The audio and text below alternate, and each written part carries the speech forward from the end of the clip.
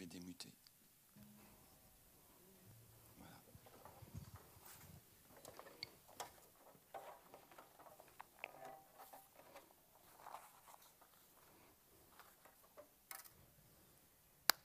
Voilà. Waouh! Ça fait plaisir d'être finalement à Clamart. C'est comme si tous les pasteurs, à un moment dans leur vie, il faut passer par Clamart. Et ça fait plaisir de retrouver Thierry et Marie-Jo Noël. C'était dans quelle ville la dernière fois? C'était à Livry-Gargan, dans le 9-3. Ils ont quitté le 9-3. Faut le faire, hein? On y arrive quand même, hein? C'était il y a 4 ans peut-être. Et puis de retrouver David et Nathalie Mastriforti. Il y a des noms comme ça qu'on n'oublie pas. Mastriforti.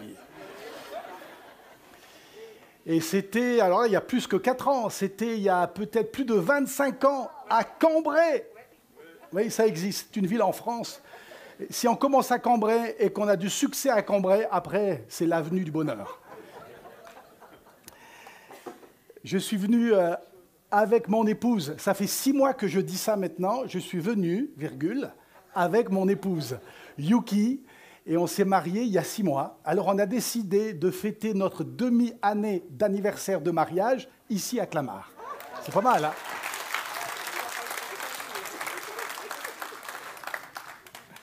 J'avais entendu parler de cette église de Clamart par le grand-père de ma belle-sœur. Je peux redire la phrase s'il y en a que ça prend du temps pour comprendre. Ma belle-sœur, j'ai un frère qui est marié avec Rachel, et son grand-père d'origine galloise, M. Price, était venu ici, dans cette église. Ça remonte à peut-être 30 ans ou plus, et j'entendais les récits du pasteur Price dans toutes ses prédications à travers la France, et il mentionnait toujours Clamart. Et d'ailleurs, on était à l'île de la Réunion il n'y a pas très longtemps, et puis il y a une dame qui ne connaissait pas l'Évangile, qui avait été invitée quand M. Price prêchait ici il y a une 30aine d'années, et cette femme s'est convertie, et c'est la femme d'un pasteur aujourd'hui à l'île de la Réunion. Amen, hein? C'est magnifique. À la fin du culte, vous allez tous aller en direction de la table qui est tout au fond, parce qu'il faut absolument prendre avec vous une copie. Ça serait dommage d'écrire un livre qui reste sur la table de publication ou même sur l'étagère de votre chambre à coucher. Ça s'appelle « C'est toujours possible ». C'est un livre, j'ai écrit un premier livre, « Quitter la plage », il y a plusieurs années. D'ailleurs, je l'ai quitté quand j'habitais en Picardie. J'ai quitté ma plage en 1999 avec mes 2 valises et je suis parti à 11 000 km en Asie du Sud-Est. Et j'ai écrit justement en Asie du Sud-Est, au bord de la frontière vietnamienne, du côté cambodgien. J'ai écrit ce 2e livre, près de la mer, dans la petite ville de Kep. Et j'ai écrit « C'est toujours possible » pour encourager celles et ceux qui pensent que c'est terminé. Pour leur dire, et c'est le sous-titre, ne laissez pas votre passé, vos peurs et vos échecs déterminer votre destinée. Il y a des gens aujourd'hui qui ont tout arrêté alors qu'ils couraient bien et ils ont fini sur le banc de touche ou sur l'étagère et qu'ils ne font plus rien aujourd'hui pour Jésus parce qu'un jour, ils ont raté le coche. C'est fascinant dans nos milieux. Moi, je fréquente les milieux évangéliques depuis que je suis tout petit. Mes parents qui sont missionnaires en France, mon père est d'origine écossaise, ma mère est anglaise, c'est pas pareil. Et ils sont venus dans les années 60 en tant que célibataires en Auvergne. À mon avis, c'était le premier Écossais en Auvergne de l'histoire de l'Auvergne. Et ils se sont rencontrés là-bas, dans la petite ville de Ghana, près de Vichy.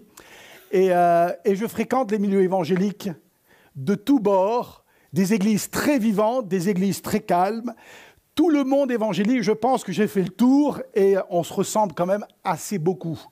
Mais on a aussi un point en commun, c'est qu'on pense que quand on a raté le coche après notre conversion, je zoome sur le mot « après », notre conversion, c'est terminé, Dieu ne peut plus rien faire avec moi. Ça, ce n'est pas l'évangile. Ça, c'est un message qui a sa valeur peut-être, mais ce n'est pas l'évangile. Et ce livre est là pour nous encourager justement à quitter le banc de touche où on est assis depuis peut-être trop longtemps et de dire « Hey, je remets les crampons ».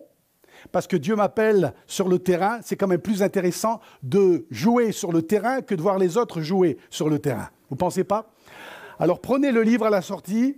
Ce sont 5 prédications. C'était 9 dans Quitter la plage et 5. Donc vous pouvez profiter de 5 messages pour vous booster, vous encourager à ne pas rater la seule vie que Dieu vous a donnée. On n'en a qu'une, elle passe très vite. Et il y en a qui arrivent à la fin de leur vie et qui se disent « Mince, on n'avait qu'un tour ». Ce n'est pas comme le manège où on a plusieurs tours. On n'a qu'un tour et quand c'est fini, c'est fini. Ce livre est là pour nous encourager. Il est à 10 €. Si vous n'avez pas 10 €, ce n'est pas grave. Vous donnez 11 €, c'est bien aussi. Il n'y a pas de pression, hein. Pas de pression. Si vous n'avez rien du tout, c'est pas grave, vous le prenez, ce sera un cadeau. Et peut-être qu'il y en a qui n'ont pas eu de cadeau de Noël, c'est le moment d'aller chercher votre cadeau à la sortie là-bas. Mais mon frère, lui, il fait des CD et il ne fait pas de cadeau, lui. Et alors, on a encore quelques copies. C'est un double CD, c'est de la louange pour les enfants, pour les ados. C'est de la bombe. C'est de la bombe. Je ne sais pas si on a le droit de dire le mot bombe dans le public, mais c'est de la bombe. Et ça va vous faire du bien. Alors, la musique de Thierry Noël, c'est là. Mais là, c'est... Ah non. Ah non, c'est...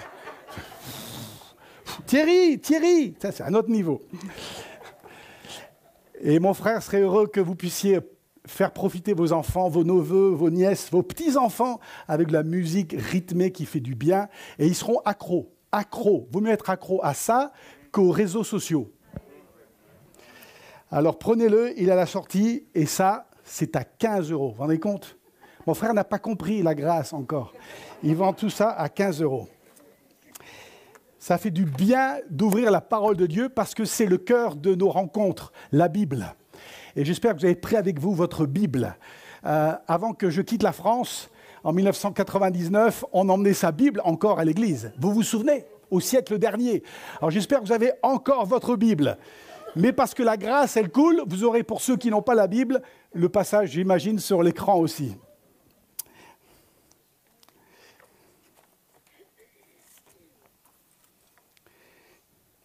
Et j'aimerais vous inviter à lire avec moi un passage dans l'évangile de Jean. Vous avez Matthieu, Marc, Luc et Jean. Et on va prendre son temps pour trouver le passage, parce que parfois on s'imagine que tout le monde sait où ça se trouve, alors qu'il y a des gens qui viennent d'arriver dans l'église et qui ne connaissent pas la Bible encore. Alors prenez votre temps, et si vous avez une Bible entre vos mains, c'est dans l'évangile de Jean au chapitre 2, et on va commencer au début de ce chapitre 2.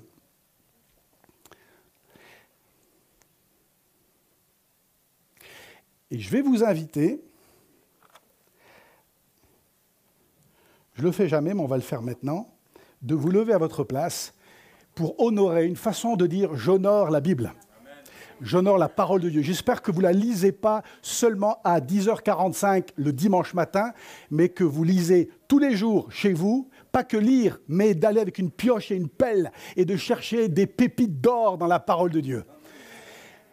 Le fondateur de Jeunesse en Mission, la mission avec laquelle Yuki a travaillé au Cambodge pendant plusieurs années, le fondateur qui est toujours en vie, Loren Cunningham. Alors si vous cherchez une mission avec laquelle travailler pour atteindre les peuples non atteints, c'est Jeunesse en Mission. Et Jeunesse en Mission, le fondateur Loren disait « La plus grande tragédie de l'Église aujourd'hui à travers le monde, c'est l'anorexie biblique ». L'anorexie, on ne lit plus la Bible, donc on est maigre, on n'est pas costaud, et le moindre vent, parce qu'on passe plus de temps à regarder les fake news qu'à lire la parole de Dieu. Donc, on est tellement peu fort face aux ouragans médiatiques de tout ce qu'on peut voir sur le petit écran. Ça nous emporte parce qu'on a une anorexie. On a lu si peu la Bible dans la semaine qu'on n'est pas fort face aux tempêtes. Et quand les témoins de Jéhovah, ils viennent frapper à nos portes le dimanche matin, je ne sais pas si ça existe encore, et quand ils venaient, on est désarmé parce qu'on est anorexique. Lisez la Bible, pas que le dimanche matin, à l'Assemblée de Dieu de Clamart, chez vous, tous les jours. S'il faut jeter sa télé, jetez-la si elle vous empêche de la lire, la Bible, tous les jours. Amen. Alors, on va lire. Moi, je suis dans la seconde 21 et je lis le verset 1 du chapitre 2. « Or, le 3e jour, il y eut des noces à Cana, en Galilée. La mère de Jésus était là. Jésus fut aussi invité aux noces avec ses disciples. Comme le vin venait à manquer, la mère de Jésus, Marie, lui dit « Ils n'ont plus de vin ». Jésus lui répondit « Que me veux-tu, femme ?» Moi, je n'ai pas parlé comme ça à ma maman, mais c'était une façon de parler. « Que veux-tu, femme ?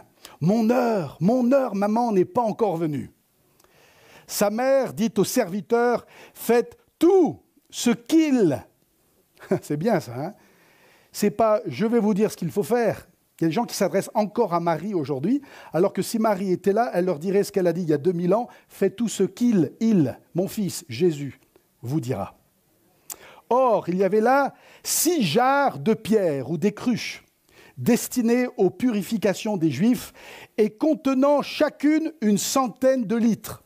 Jésus leur dit aux serviteurs, « Remplissez d'eau ces jarres » et ils les remplirent jusqu'au bord. Notez bien, jusqu'au bord.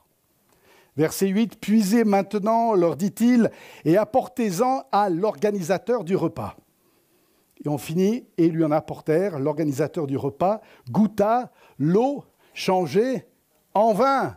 Amen. Vous pouvez vous asseoir. Et Seigneur, on te dit merci pour ce récit magnifique. Waouh, quelle formidable histoire, vraie. Qu'elle puisse nous interpeller ce matin. Et je prie dans le nom de Jésus que toutes nos pensées soient dirigées vers la parole de Dieu et vers rien d'autre. Rien d'autre. Parce que tout ce qui est en dehors de ta parole maintenant, ça n'a pas d'importance. C'est ta parole qui va changer le reste. Et si on se soucie de ta parole, Seigneur, tous les soucis que nous avons vont se résoudre d'eux-mêmes parce que nous avons mis ta parole en priorité. Alors viens, Seigneur, et nous voulons lier dans le nom de Jésus tout ce qui viendrait s'opposer justement à la parole de Dieu. Nous le lions, ça n'a aucune place ici dans cette Église. Et nous disons aux œuvres des ténèbres de sortir dans le nom de Jésus, parce que ce lieu est un lieu saint, cette parole est une parole sainte, et nous sommes un peuple saint, grâce au sang de Jésus. Amen. Qu'est-ce que j'aime ce récit? Je l'aime peut-être un peu plus depuis que je suis marié. Les noces de Cana. Nous, on s'est mariés pas très loin d'ici, dans le 77. Bon, on avait le choix entre le 9-3 et le 77, on a choisi le 77. Et c'est là où se trouvent les parents. On était avec eux ce matin, les parents de Yuki, qui sont nés au Cambodge et qui sont d'origine du peuple Techo, un peuple de Chine, pas loin de Hong Kong. Et on était ce matin, au petit déjeuner. Son papa est allé très tôt dans le froid de Manille-le-Hongre, à la boulangerie, chercher des croissants, du pain plutôt, bien chaud. Et on a partagé ça avec la grand-mère de Yuki, qui va fêter dans 15 jours ses 97 ans. Elle est même plus âgée que la reine d'Angleterre, vous vous rendez compte? Et c'était beau de la voir à ma droite, là, ce matin. Et juste avant le petit déjeuner, je la vois fermer ses yeux et dans une des langues chinoises, elle en parle plusieurs, et elle ferme ses yeux et elle remercie Jésus pour le bon pain. C'est bien de commencer la journée avec Jésus. Et cette grand-mère, elle ne parle pas le français. Moi, je ne parle pas ni le mandarin, ni le techo, et ni le cantonais. On parle 3 langues chez eux. Mais on a réussi, avec interprétation, hier soir, à écouter le récit de sa grand-mère, qui, quand elle était petite, avec sa maman, là-bas, dans ce village perdu de la Chine, des missionnaires sont arrivés. Et lui ont parlé de Jésus. Et sa grand-mère, Yuki, petite, elle allait avec sa maman dans cette réunion de prière où on parlait de Jésus. Elle a découvert Jésus. Elle ne savait pas lire et écrire, elle était très pauvre. Elle a rencontré Jésus. Ils ont déménagé à Phnom Penh au Cambodge. Puis ils sont partis à Hong Kong et dans les années 70, ils sont arrivés à Paris. Et de la voir à bientôt 97 ans. Hier, elle avait sa Bible. Et l'autre jour, avec les parents de Yuki, ils lisaient la Bible comme ils le font tous les matins ensemble. Et puis, elle pensait que ce qu'elle lisait, c'était un cantique. Alors, elle a chanté sur un texte biblique que j'ai sur mon smartphone. Et je dis, ça, c'est magnifique, de pouvoir chanter un texte biblique. Tous ceux qui ont écrit des chants de louanges souvent, ce sont des textes bibliques, et ils ont mis une mélodie sur les textes bibliques. Et c'est ce que cette grand-mère fait. Elle chante en lisant la parole de Dieu. Alors c'est sa mélodie à elle. Il n'y a pas de copyright. Vous pouvez même lui demander, et peut-être qu'elle fera un CD un jour. Heureusement qu'ils ont invité Jésus à leur mariage. Alors, je ne sais pas le nom de ceux qui se sont mariés ce jour-là à Cana, même dans la série The Chosen qu'on a vue l'autre jour sur C8, on voit ces mariés qui invitent Jésus et ses disciples. Vous vous rendez compte? Le fiancé qui dit à sa fiancée juste avant le mariage, il dit « Tu ne sais pas qui j'ai invité au mariage ?» C'est la surprise. Alors, ils viennent à plusieurs, hein. Il y a toute une équipe, il en a 12. Le groupe de louanges vient avec. Et j'imagine la fiancée qui se demande jusqu'au jour du mariage, c'est qui cet invité surprise avec ses amis venus aussi au mariage? Heureusement qu'ils ont invité Jésus à leur mariage. Invitez Jésus à votre mariage et invitez Jésus dans votre foyer, dans votre vie. À la fin de ce message, et je le fais à chaque fois que j'annonce la parole de Dieu dans un culte, puisqu'on n'a plus nos réunions d'évangélisation. C'est un grand nom, ça, hein? Ça faisait peut-être peur même aux gens qui étaient invités ces jours-là. Mais j'aimerais inviter à la fin de ce message celles et ceux qui n'ont jamais, comme ce couple, invité Jésus dans leur vie, dans leur maison, dans leur cœur, de le faire. Il y a des gens qui fréquentent le culte depuis des années, mais qui n'ont jamais encore demandé à Jésus de franchir la porte de leur cœur. Moi, je l'ai fait quand j'avais 4 ans. J'avais 4 ans dans mon lit, dans la petite ville de Ghana, là-bas dans le Massif central, au-dessus de la petite église évangélique que mes parents ont ouverte, qui existe encore aujourd'hui au même endroit. Et là, dans cette petite chambre, avec mon frère qui avait 5 ans, un soir, avant de m'endormir, j'ai prié avec mon père et ma mère et j'ai dit « Jésus, je t'invite dans mon cœur ». Ça s'est passé en 1977. Et depuis, Jésus il est toujours là. Je l'ai invité dans mon cœur. Alors pour ceux qui comptent, j'ai 48 ans.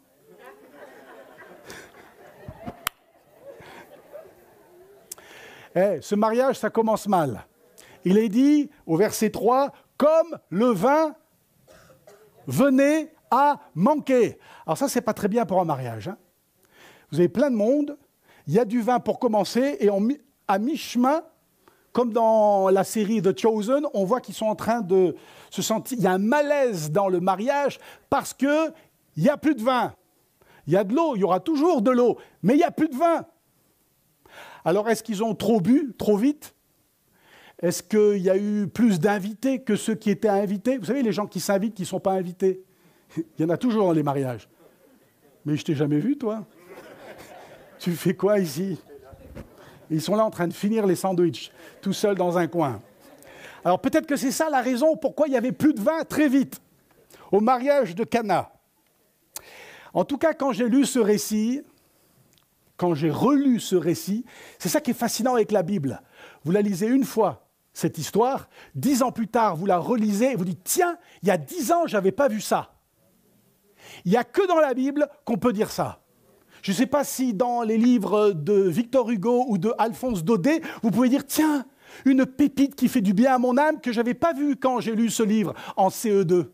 Non, il n'y a que la parole de Dieu qui fait ça. Ça montre que c'est la parole de Dieu. Parce que vous pouvez lire 100 fois l'histoire des noces de Cana et vous trouvez 100 pépites différentes, 100 clés, 100 bénédictions dans le même passage. Et quand j'ai relu ce passage, j'ai dit... Ça, c'est intéressant parce que ce mariage dans la ville de Cana, je ne sais pas trop bien où ça se situe sur la carte d'Israël, mais dans cette ville de Cana, ce mariage, c'est l'image du monde dans lequel nous vivons aujourd'hui. Dites pas amen, parce que ce n'est pas beau, le monde dans lequel on vit aujourd'hui. La société dans laquelle on vit aujourd'hui, qui a tourné son dos à Dieu, elle est justement comme un mariage sans vin. Alors il y a le décor. En France, c'est bien. Il y a le décor. On a peut-être les plus beaux paysages. Pourquoi il y a plus de touristes en France que tous les autres pays de la planète? On bat même les États-Unis en nombre de touristes. Parce que c'est beau en France, mais il n'y a pas de vin. C'est le pays le plus producteur de vin, mais il n'y a pas de vin. Il n'y a pas de vin, il n'y a pas de joie. Il n'y a pas d'espérance, il n'y a pas de foi. On le voit peut-être plus depuis 2 ans, parce qu'on regarde plus les yeux des gens qu'avant, parce que c'est tout ce qu'il y a à voir. Certains ont des cheveux, certains n'en ont pas, donc il n'y a que les yeux. Il n'y a que les yeux. Et dans les yeux, quelqu'un a dit que les yeux, c'est le miroir de l'âme. Et on peut voir plus que jamais. Vous rentrez dans le RER et vous voyez la solitude dans les yeux, la peur dans les yeux. Ah, on pensait il y a 1 an que ce serait terminé. Ah, eh bien, ce n'est pas terminé. Il n'y a toujours pas de vin au mariage. Imaginez que je termine le message de cette façon. Alors, il faudra un chant un peu pour encourager les troupes avant de partir. Imaginez que ça se termine de cette façon-là. Le monde termine de cette façon-là. L'Évangile, non. Heureusement qu'il y a une suite à ce récit. Il n'y a pas de vin, mais il y a Jésus au mariage.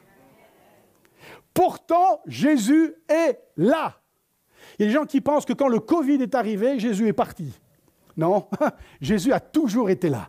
Quand il est reparti de façon corporelle auprès du Père, il a tenu sa promesse, lui, pas comme tous les candidats qui nous promettent monts et merveilles pour le mois d'avril. Non, Jésus a dit, quand je serai remonté auprès du Père, je vous enverrai l'Esprit Saint. Ça fait 2000 ans que Jésus, par son Esprit, est avec nous. Jésus est au mariage. Hello! Si ce n'est pas une bonne nouvelle, ça? Oui, il n'y a pas de vin. Mais Jésus est là. Parfois, quand je rentre dans une église, on fait ça presque tous les week-ends, on se demande si on est dans le RER. Je dis, est-ce que les enfants de Dieu se rendent compte? Oui, il n'y a pas de vin, mais Jésus est là. Jésus est là. Il est là et dans le mariage de Cana, il y a des cruches. Et ce sont ces cruches, ces outres d'eau qui vont tout changer, qui vont transformer l'atmosphère de cette fête qui a failli être gâchée. Parce que j'imagine les convives au mariage, 20 ans plus tard, qui se disent « Hey, tu te souviens le mariage là, à Cana ?» Ouais, on oublie le nom de la mariée, mais on se souviendra. Qu'on a fini avec de l'eau plate, il n'y avait même pas de bulle. Il n'y avait que de l'eau plate. Encore, il y aurait du Perrier, peut-être. Mais il n'y avait même pas ça. Heureusement que Jésus est là et heureusement qu'il y avait des cruches ce jour-là aux noces de Cana. Il est dit au verset 6, « Or, il y avait là 6 jarres de pierre. » J'aime bien quand la Bible est précise comme ça. 6 jarres de pierre, dans chaque jarre 100 litres. 6 fois 100, 600. C'est ma prof de maths, elle me voyait là maintenant, elle dirait « Ouais, il y a de l'espoir. Il y a de l'espoir. » 600 litres d'eau destinée, il est dit, aux purifications des Juifs et contenant chacune une centaine de litres. Le verset 7, et ça pourrait être le titre de ce message, pour ceux qui font les messages, pour ceux qui nous suivent sur Internet en ce moment, voilà le titre du message, c'est le verset 7. « Remplissez d'eau ces jarres. Remplis tes jarres d'eau. » C'est Jésus qui te donne un ordre. C'est pas, si tu sens dans ton cœur, petit enfant du Seigneur, qu'il faut remplir ta jarre d'eau, fais-le. Non! Quand on a fait de Jésus notre Sauveur et notre Seigneur, c'est lui qui décide. Et quand il donne un ordre qu'on n'aime pas, parce qu'on est français, tu ne vas pas me dire ce que je dois faire. Ça, c'est français. Quand j'ai vécu longtemps en Asie et j'avais oublié que c'était comme ça chez les Français. Tu me dis de faire, ben je ne fais pas. C'est français. Et si vous faites comme ça, soyez rassurés, vous êtes français. Si tu es un petit peu confus dans ton identité, tu es français. Jésus te dit, que ça te plaise ou non, que tu sois français ou pas, il te dit, remplis tes cruches d'eau. Pour ceux qui nous écoutent derrière leur écran, là sur leur canapé ou dans leur chambre, remplis aussi tes cruches. Tes cruches à toi, tu les remplis d'eau à ras-bord. Je me trouvais dans une chambre d'hôtel à Dunkerque. À mon avis, c'était le seul hôtel où il y avait quelqu'un. À Dunkerque, ce n'est pas les foules qui vont à Dunkerque. J'étais là-bas pour une mission, justement dans une école, au lycée privé Notre-Dame des Dunes, pour leur parler de Jésus. Ben, j'ai dit oui tout de suite. Et je me souviens, comme si c'était ce matin, il y a peut-être 2 ans, j'étais dans cette chambre d'hôtel, face à la mer, sur la côte d'Opale. C'est magnifique, la côte d'Opale. Qu'est-ce que vous faites sur la côte d'Azur quand il y a la côte d'Opale? Et j'étais là, et je lisais, ce jour-là, ma lecture, c'était dans Jean chapitre 2. Et je relis l'histoire des noces de Cana, et là, j'ai trouvé dans ce récit une clé, un principe du royaume de Dieu. Quand vous lisez la Bible, cherchez ou demandez à l'Esprit Saint avant d'ouvrir le livre, dites « Seigneur, donne-moi de trouver une clé ». Parce que c'est ça qu'il faut chercher. Ce n'est pas des connaissances, c'est des clés qu'il nous faut. Pour ouvrir nos portes, on est tous un peu prisonniers d'addiction, de peur. Et la parole de Dieu est remplie de clés. C'est un trousseau de clés, la Bible. Et quand vous priez avant d'ouvrir la Bible, dites « Seigneur, montre-moi une clé, un principe qui va m'aider et qui va me permettre de sortir de mes peurs, de mes craintes et d'être libéré. » J'ai trouvé, là, dans cette chambre d'hôtel à Dunkerque, dans le nord de la France, une clé. Et j'aimerais ce matin vous laisser une clé à chacun. Et je crois que cette clé que j'ai trouvée, elle m'a fait tellement de bien, je suis convaincu qu'elle vous sera utile pour le reste de votre vie. Vous n'en aurez plus besoin au ciel, mais jusqu'à votre dernier souffle, cette clé vous sera utile. Vous pouvez la laisser sur la chaise, sortir et dire « Eh, merci, hein, c'était un bon message, ça m'a fait du bien. » Et vous pouvez laisser la clé sur la chaise. Vous avez perdu votre temps, partez maintenant. On peut faire un chant et partez. Faites semblant d'aller aux toilettes et rentrez à la maison. Mais si vous êtes sérieux avec la parole de Dieu, gardez cette clé toute votre vie, au fond de votre poche, et servez-vous de cette clé, parce que ce principe va vous permettre de voir des miracles et des merveilles dans votre vie. Dieu t'a donné une cruche. J'allais dire, tu es une cruche. En France, quand vous faites quelque chose de travers, vous savez, quand vous renversez le café, par exemple. Ah, mais quelle cruche celle-là! La prochaine fois qu'on vous dit ça, vous dites « Alléluia, je suis heureux d'être une cruche pour Jésus. » Il y a peut-être 150 cruches ici ce matin. Et combien sur les écrans? Combien nous écouterons après ce culte? Vous êtes une cruche, vous avez des cruches, vous avez des jarres d'eau. Oui, il n'y a plus de vin, mais Jésus est là, tu es là, et tes cruches sont là. C'est tout ce qu'il faut pour un miracle. Dieu t'a donné des cruches. Ta vie est une cruche. Dieu t'a donné des dons, des talents, des capacités, des ressources. Il t'a donné une passion, des rêves. Il t'a donné de faire ce que ton voisin, là, ne sait pas faire. Il t'a donné des cruches. Il y a des cruches de toutes les couleurs, des grandes, des petites. J'aimerais dire, il y a même des cruches qui ont été abîmées. Mais Dieu aime se servir même des cruches abîmées. Et pour ceux qui ont raté le coche après avoir donné leur vie à Jésus, moi en premier, moi je dis souvent aux gens, j'ai péché plus après ma conversion qu'avant ma conversion. Je me suis converti à l'âge de 4 ans, c'est vrai. Mais j'ai péché parce que je suis pécheur jusqu'à la fin de mes jours. Ce n'est pas carte blanche pour vivre n'importe comment, évidemment. Mais Dieu se sert de cruches abîmées. Abîmées. Et des cruches qui ont abîmé d'autres cruches aussi. S'il n'y avait pas la grâce de Dieu, il n'y aurait personne ici ce matin. Eh oui, on aurait déjà fermé l'église évangélique des Assemblées de Dieu de Clamart. C'est long, hein? Voilà, on demanderait, je ne sais pas, à Emmaüs de s'en servir pour donner des habits, par exemple. Hein, pour une bonne cause quand même.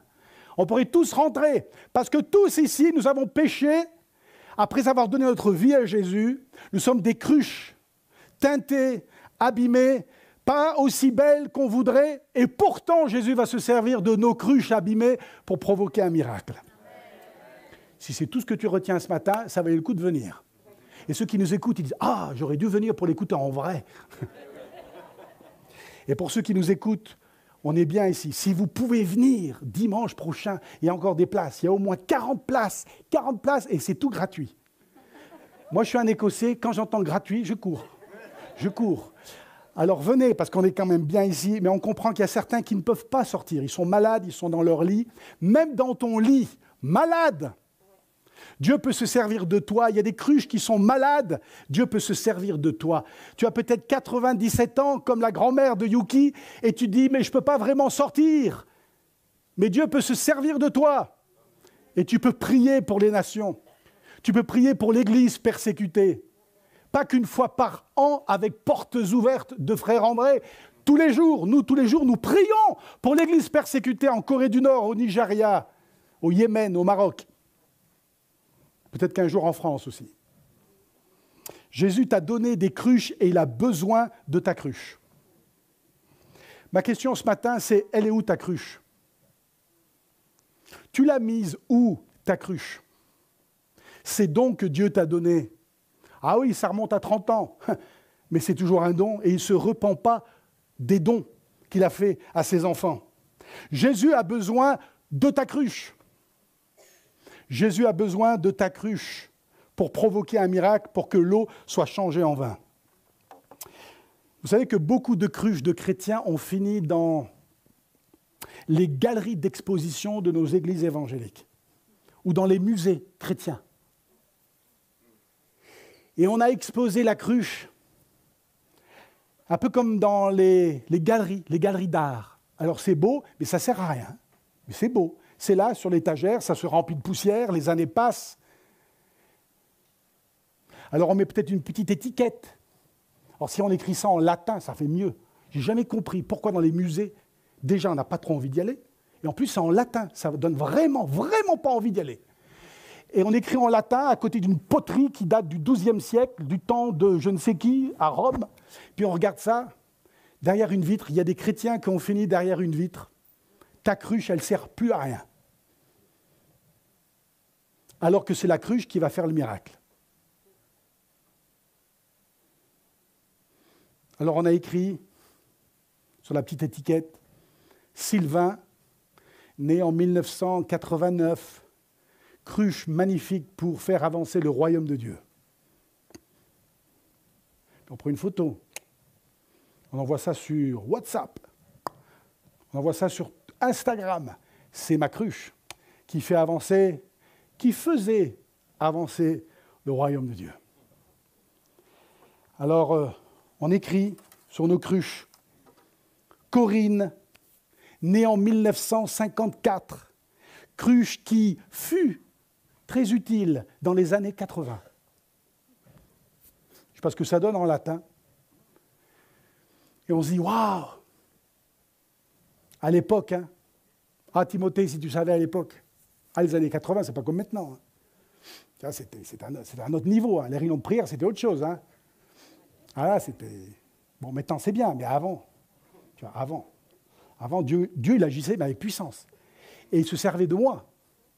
Je vais te montrer des photos. Nous avons un album de mes cruches au service du Seigneur dans les années 80. C'est le titre de mon album. Voilà. Ah, les photos, bah, elles sont un peu vieilles, un peu fissurées. Mais oui, mais tu regardes, là, je suis en train de prier pour un malade. Regarde, là, je suis en train de prier pour un malade.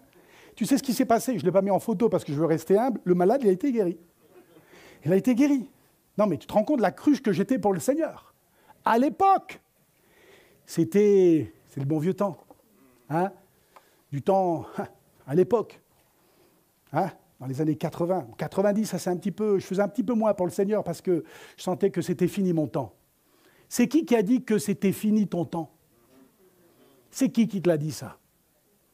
C'est pas Jésus. C'est soit le diable, soit c'est le monde, ou peut-être même un chrétien. Ah, parce que nous les chrétiens, eh bien on remplace le diable des fois, au risque de vous choquer. Et on va accuser, parce que lui il a tellement à faire, on dit, je m'en occupe, je le connais bien lui. Ah, cette sœur, je la connais bien et je vais lui rappeler ce qu'elle a fait pour qu'elle reste sur l'étagère le reste de sa vie. Il est dit que ces 6 jarres aux noces de Cana ont servi à la purification des Juifs. Alors, je ne sais pas ce que c'est, une cérémonie, sûrement, juive.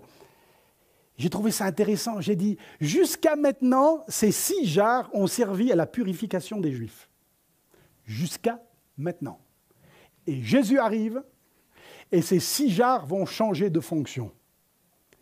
Et si ta cruche, aujourd'hui, 9 janvier 2022, changeait de fonction.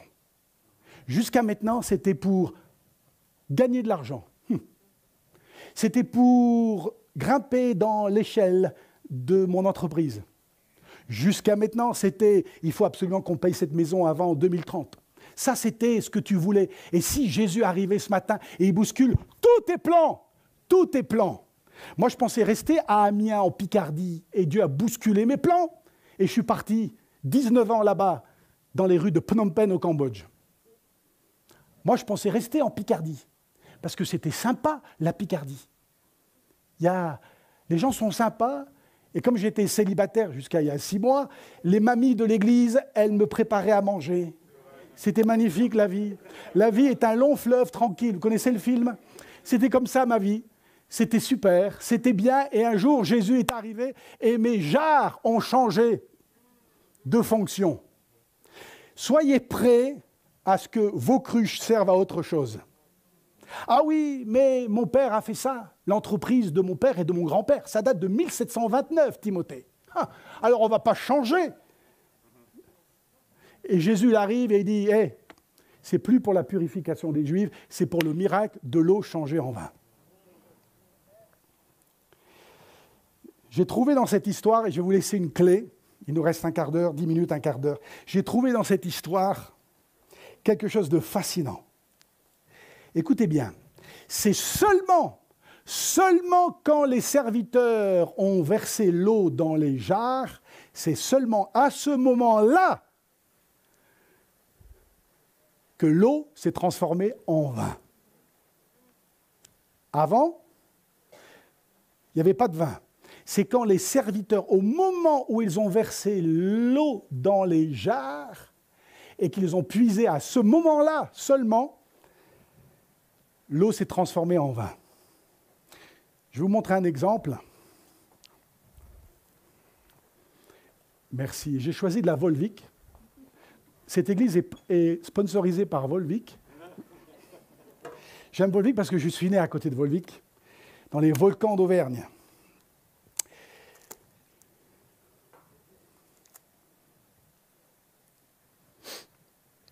Nous avons tous un jar. Que vous puissiez, que cette parole s'imprime dans votre âme. Ton jar a de la valeur. Je me souviens comme si c'était ce matin, et pourtant j'étais petit, où j'ai vu pour peut-être l'une des premières fois de ma vie, l'eau changer en vin. J'avais 12 ans. L'Assemblée de Dieu de Clermont-Ferrand, à l'époque, avait ce qu'on appelle le groupe des scouts. Vous connaissez le scoutisme? Et moi, je faisais partie des petits. Alors, les petits, c'était les louvettes pour les filles. Ça vous dit quelque chose? Les louveteaux pour les garçons. Après, ça monte. Éclaireur, éclaireuse, ça grimpe. Et puis, alors, montrez pas tout de suite la deuxième photo. Celle-là, elle est très bien. Et puis, j'étais en plein milieu. J'aime bien être en plein milieu. En fait, ces photos, on les a retrouvées l'année dernière. Et je ne savais pas qu'elles existaient. Et je fais partie de ce groupe des scouts, des louveteaux et des louvettes. Alors écoutez bien. Quand on était scout, on avait une petite chemise bleue avec un foulard vert et jaune, les couleurs de l'Auvergne. Et de temps en temps, on pouvait passer des épreuves pour avoir un petit écuisson qu'on allait coudre sur notre petite chemise bleue et le montrer au monde entier. J'avais déjà bon nageur. C'était une grenouille, pas pourquoi. Une grenouille sur les cuissons. J'avais bon cuisinier. Je ne sais pas pourquoi ils me l'ont donné. Ils ont dû se tromper. Et il y en avait un écuisson que je tenais tellement à avoir. C'était celui de ami de la Bible. Alors attention. Pour être ami de la Bible, il y avait vraiment des épreuves. Il fallait apprendre plusieurs versets de l'Ancien, du Nouveau Testament. Il fallait préparer une scénette avec les autres louveteaux, une scénette biblique. Mais l'épreuve ultime, c'était d'apporter un message à l'ensemble de la meute. Ça s'appelait une meute. Une quarantaine de garçons et de filles de mon âge, de 9 à 12 ans. Ça, c'était l'épreuve. Et je tenais absolument à avoir cet écuisson. Et j'ai dit au responsable, je veux avoir l'écuisson ami de la Bible. Il a dit, ce sera l'occasion lors du camp d'été, là-bas à Josier, dans les Alpes de Haute-Provence, près de Barcelonnette. Tu auras l'occasion de donner ton message, mon cœur, s'est mis à battre très fort parce que c'était la première fois de ma vie que j'allais prendre la parole en public et annoncer un message. Mais je tenais à l'écuisson. Et j'ai préparé ce message basé sur l'histoire de ce garçon avec les 5 pains et les 2 poissons dans l'Évangile. Et on est parti là-bas dans les Alpes en juillet 1985. Et le moment est arrivé, le culte en commun, et j'ai pris ma Bible et j'ai donné le message. Je transpirais parce qu'il faisait chaud en juillet, je transpirais parce que j'apportais pour la première fois un message. Quand j'ai terminé mon court message sur les 5 pains et les 2 poissons, vous savez quoi? J'avais qu'une envie, c'était de recommencer. Je dis waouh! Je ne disais pas comme ça à l'époque, mais c'est comme si j'ai trouvé ce que j'aimerais faire avec ma vie. Parler de Jésus aux autres. Vous savez en fait ce qui s'est passé en rétrospective, depuis que j'ai relu ce passage il y a 2 ans dans un hôtel à Dunkerque. Qu'est-ce qui s'est passé en fait? Ce jour-là, avant d'aller là-bas dans le camp en été, j'ai prié. C'est un bon début pour remplir sa cruche. J'ai dit, Seigneur, je n'ai jamais apporté ta parole, je n'ai que 12 ans. S'il te plaît, donne-moi la force de m'adresser à toute l'équipe, toute la troupe, dans quelques semaines. S'il te plaît, Seigneur. Et j'ai prié. Et j'ai lu et relu ce passage des 5 pains et des 2 poissons. Et j'ai demandé conseil à mon papa, qui est prédicateur depuis longtemps. Je dis, papa, tu fais comment pour parler en public? Donne-moi des idées. Et puis j'ai prié encore. Il ne faut pas prier qu'au début, il faut prier tout le temps. Et j'ai prié. J'ai pris des notes aussi, avec plein de fautes d'orthographe, mais j'ai pris des notes. Je dis, Seigneur, s'il te plaît, donne-moi ta grâce. Et j'ai rempli ma cruche à ras-bord. Et je suis parti avec ma valise et ma cruche à ce camp.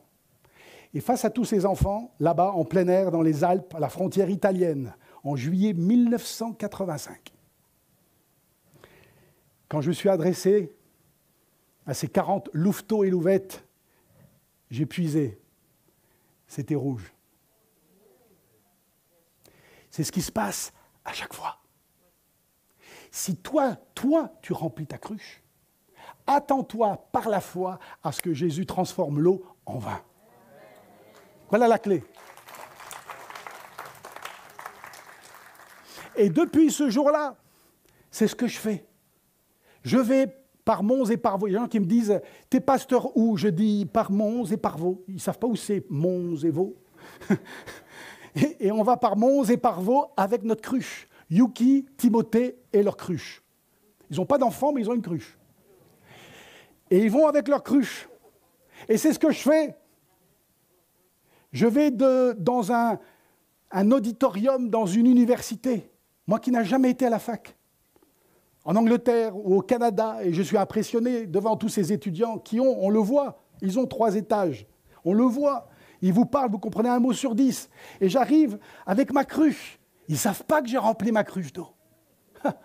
Ne rentrez pas dans l'arène sans votre cruche remplie. Vous allez vous faire dévorer par les lions. Et là, je rentre et je parle à ces étudiants. Et en parlant, je puise. Et c'est du vin. Je vais dans un bidonville en Inde ou ailleurs. On ne peut pas descendre plus bas qu'un bidonville en Inde. Je peux vous le dire. Pour avoir beaucoup voyagé, je pense que tout en bas, au fond de la fosse, ce sont les bidonvilles en Inde. Et j'arrive.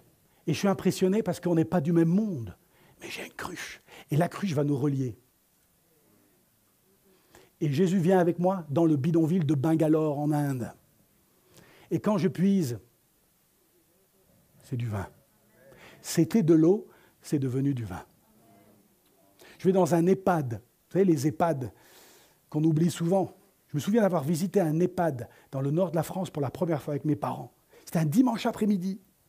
Tous ces personnes âgées, certaines grabataires, un dimanche après-midi. Et dans ma tête, je dis, où sont les enfants de ces vieux? Où sont les petits-enfants, sûrement devant un écran, à la maison? Ils se souviendront peut-être qu'un jour, ils avaient aussi des grands-parents qui attendaient une visite. Ils attendent.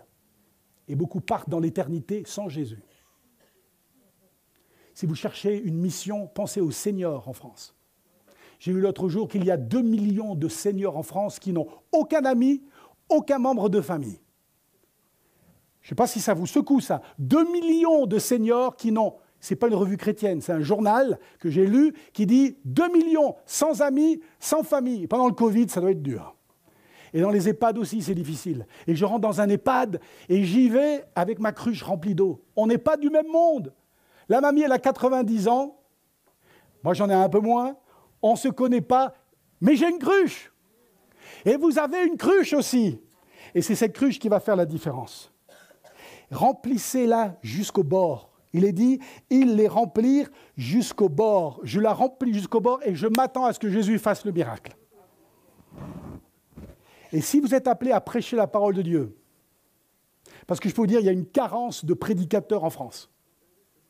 Pas qu'en Inde et en Afrique, en France aussi. Allez en Picardie, allez en Auvergne et cherchez une église. C'est comme chercher une aiguille dans une botte de foin.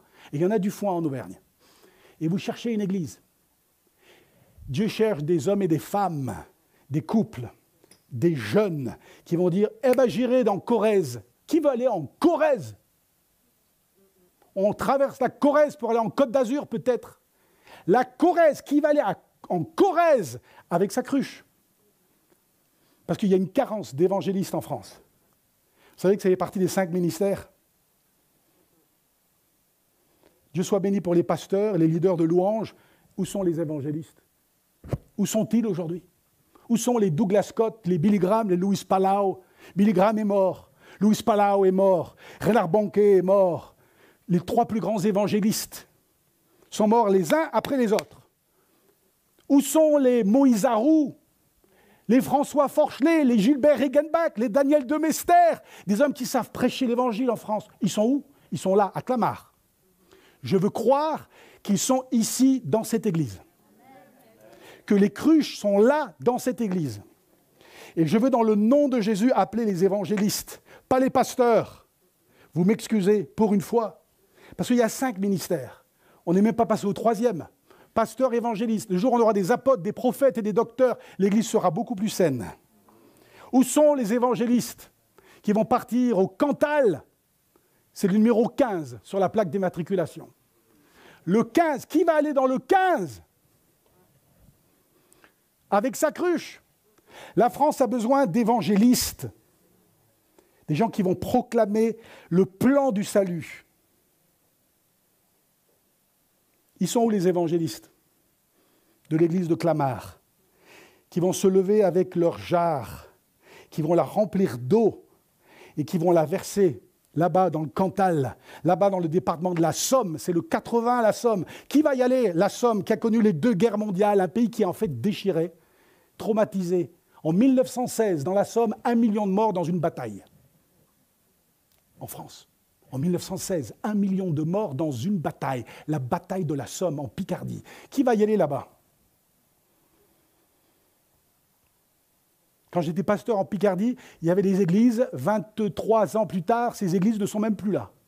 Je cherche l'Assemblée de Dieu de Abbeville, elle n'existe plus. Je cherche l'Assemblée de Dieu de Péronne, elle n'existe plus. Je cherche l'Assemblée de Dieu de Doullens, ça n'existe plus. Je cherche l'Assemblée de Dieu de Montdidier, ça n'existe plus. Je cherche, même celle de Saint-Quentin est devenue une mosquée aujourd'hui.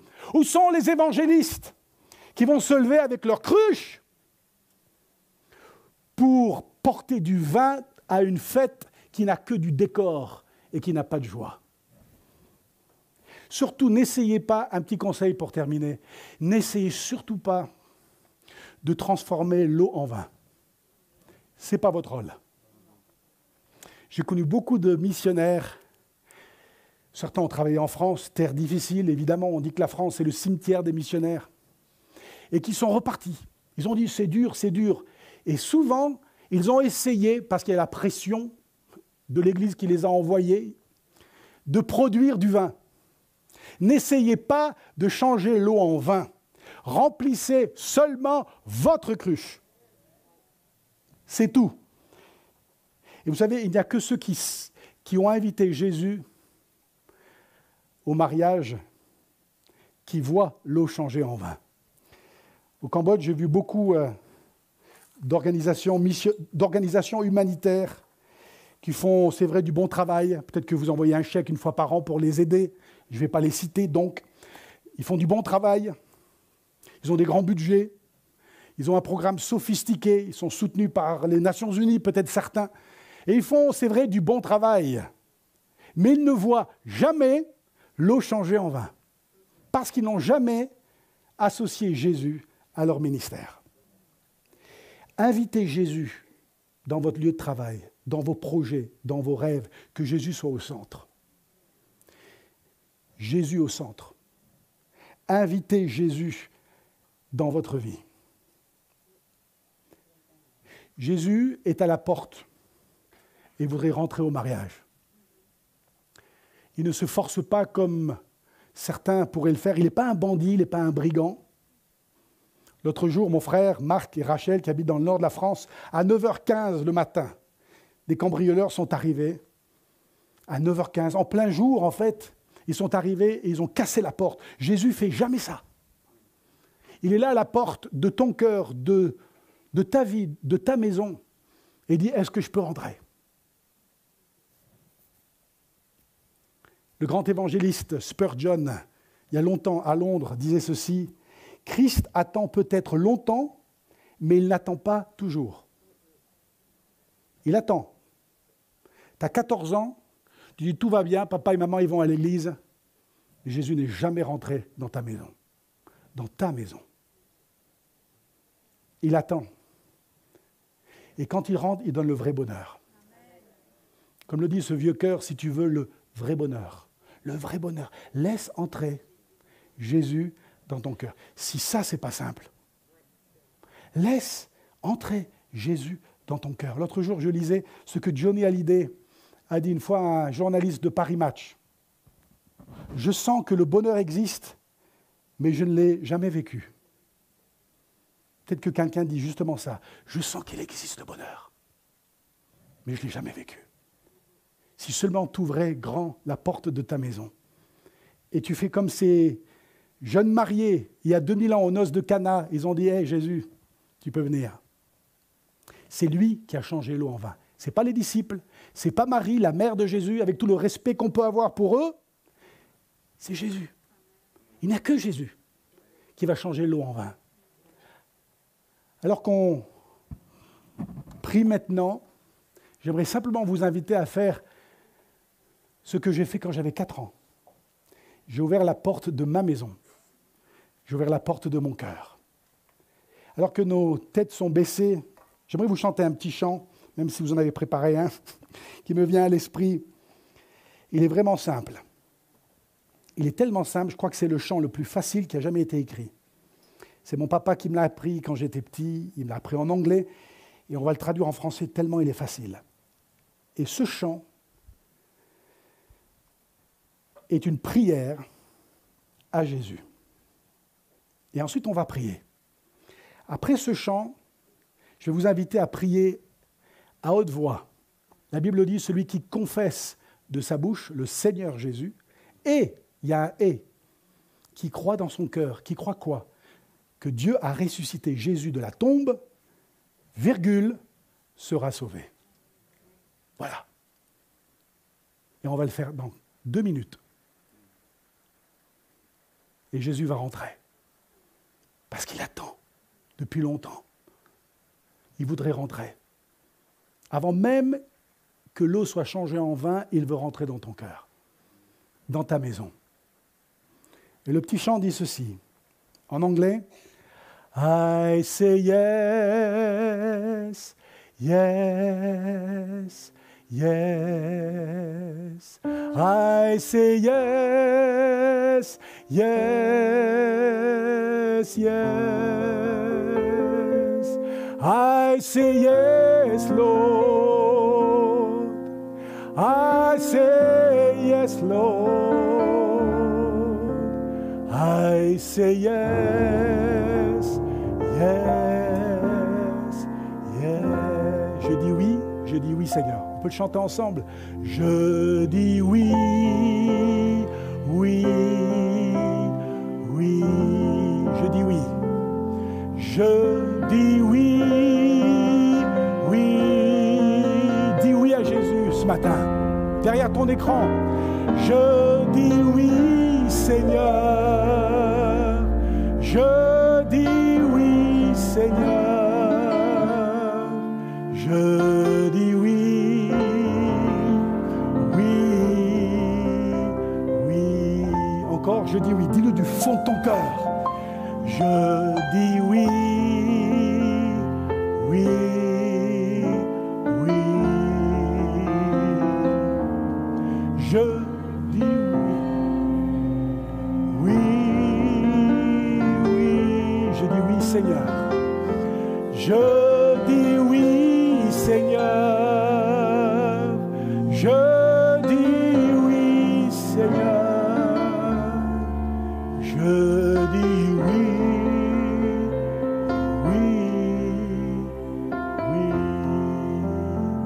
Jésus est à la porte maintenant et tu veux dire oui à Jésus.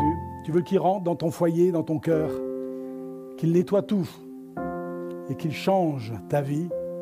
Le vrai bonheur, c'est Jésus. C'est pas l'argent, c'est Jésus. Et il attend. Ça fait longtemps qu'il attend. Et tu sens que l'Esprit de Dieu parle à ton cœur. J'aimerais simplement t'inviter, qui que tu sois, quel que soit ton âge, que tu aies fréquenté cette église 5 mois ou 5 ans, peu importe. J'aimerais t'inviter à ta place, à te lever.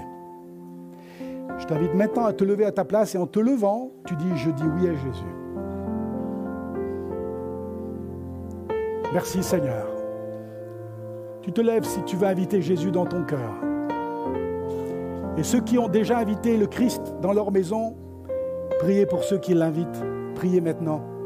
Parce que s'il y a un combat, c'est maintenant. Au nom de Jésus. Tu donnes ta vie à Jésus. Il est resté dehors pendant si longtemps. Le vrai bonheur, c'est Jésus. Y en a-t-il d'autres? Il y en a une trentaine qui sont debout. Tu donnes ta vie à Jésus ce matin. Satan, tu lâches prise maintenant, parce que toutes ces âmes appartiennent à Jésus. Et nous disons à l'ennemi, recule dans le nom de Jésus.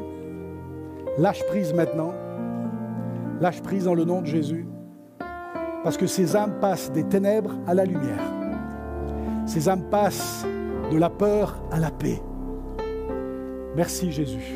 Y en a-t-il encore? Je ne vais pas insister. Une personne, un jeune, un enfant. Moi j'avais 4 ans. Ma belle-sœur Rachel avait 3 ans. 3 ans sur les genoux de Madame Price. 3 ans. Elle a compris qu'elle avait besoin de Jésus. Quel que soit ton âge, tu peux te lever. Merci Jésus. Merci Jésus.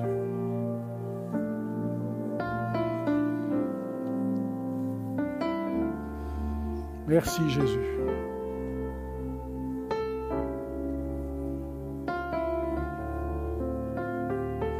Nous allons prier une prière. On va la prier tous ensemble pour soutenir celles et ceux qui se sont levés. Cette prière va changer ta vie. Cette prière va changer ta vie. On va le dire très fort. Et je vais vous inviter à faire ce qu'on n'a pas toujours l'habitude de faire. On nous dit toujours de fermer les yeux, je ne sais pas d'où ça vient. On va ouvrir nos yeux et on va bénir Dieu pour ceux qui sont debout. N'ayez pas honte d'être debout. Jésus n'avait pas honte d'être tout nu sur la croix. Alors on ne ferme pas les yeux, mais on est content de vous voir. Parce qu'il y a des pécheurs qui rentrent à la bergerie. Il y a des brebis perdues qui reviennent au berger ce matin. Alors dites ensemble très fort, Seigneur Jésus, j'ai compris ce matin que le vrai bonheur c'est toi. J'ouvre mon cœur, je t'invite, purifie-moi de tout péché. J'abandonne mes péchés. Tu es le Seigneur de ma vie. Tu es mort pour moi sur cette croix. Dieu t'a ressuscité de la mort. Et tu reviendras un jour Je m'engage publiquement. Je m'engage publiquement à te suivre pour le reste de ma vie. Merci d'être dans ma maison. Installe-toi, Seigneur Jésus. C'est ta maison. Dans le nom de Jésus. Amen.